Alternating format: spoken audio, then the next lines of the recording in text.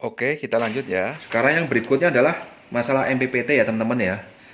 Jadi kalau MPPT adalah maximum power point tracking ya. Jadi ini adalah charge controller yang paling efisien saat ini. Jadi fungsinya sangat bagus untuk melakukan pengecasan. Jadi bila tegangan solar lebih kecil daripada baterai, misalnya ini tegangannya kurang dari 12 volt kalau kita misalnya menggunakan baterai 12 volt.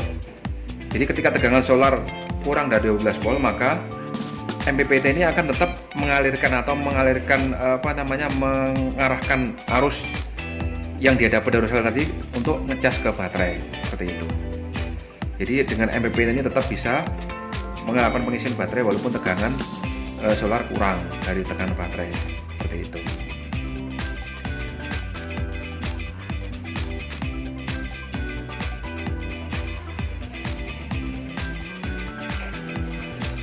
Dan bila solar cell tegangannya terlalu tinggi, maka MPPT ini mampu ya mengkonversi tegangan yang tinggi tadi menjadi arus yang diisikan ke baterai.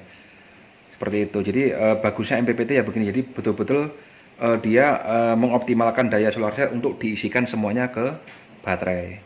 Misalnya nih, kita punya solar cell.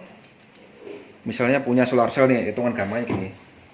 Kita punya solar cell dayanya misalnya 240 watt, tegangan 24 volt ya kan, arusnya berarti 10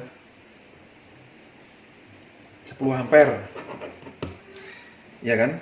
Ketika solar cell nanti kita pasangkan ke sini ke MPPT ini, outputnya kita menggunakan baterai 12 volt misalnya. Jadi oleh MPPT maka tegangan sisa tadi kan, kalau misalnya kita pakai 12 harusnya kan tegangannya didekatkan ke 12 mendekati baterai ya. Tapi kalau model MPPT ini tegangan diturunkan mendekati 12 volt ya kan. Tapi daya yang dihasilkan solar cell tadi dikonversi menjadi arus, sehingga kalau misalnya kita menggunakan baterai 12 volt maka arusnya akan menjadi 2 kali lipat, sekitar 20 ampere.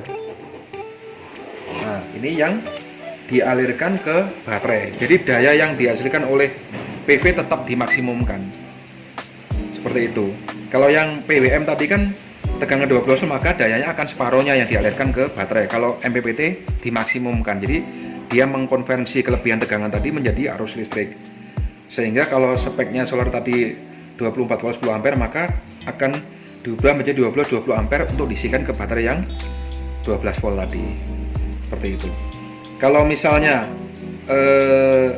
kita menggunakan baterai yang 24 volt, maka dia akan dioptimalkan juga mendekati 10 ampere. Artinya betul-betul dimaksimalkan kita menggunakan model MPPT ini. Jadi kalau MPPT ini kan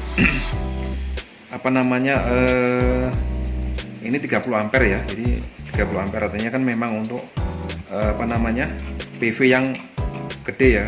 Artinya PV yang lebih dari 760 watt WP untuk yang ini.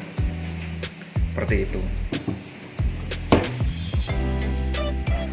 Jadi kalau model MPPT ini juga biasanya ya harganya juga lebih mahal ya.